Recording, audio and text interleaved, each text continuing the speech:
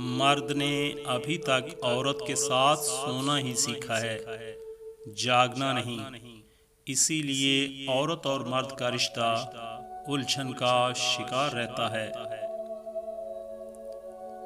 इश्क एक वो बीमारी है जिससे इंसान तंदुरुस्त भी हो सकता है, लेकिन याद वो नीम हकीम है जिसकी हर पुड़िया आपके मुस्तकबिल की जान खतरे में डालती जाती है।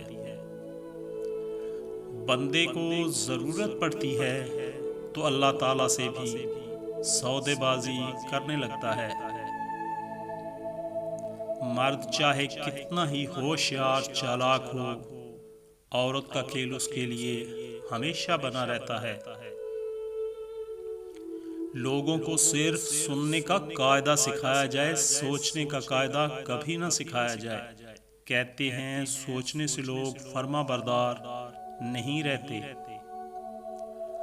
हम एक ऐसे मुआशरे में रहते हैं जहां मर्द एक गुस्ल करके पाक हो जाता है, जबकि औरत अपनी पाकी साबित करने के लिए पूरी जिंदगी लुटा देती है। बहुत सी कहानियां हैं जो कागज पे नहीं लिखी गई, मगर वो औरतों के बाकायदा जिस्मों और दिमागों पर लिख दी गई।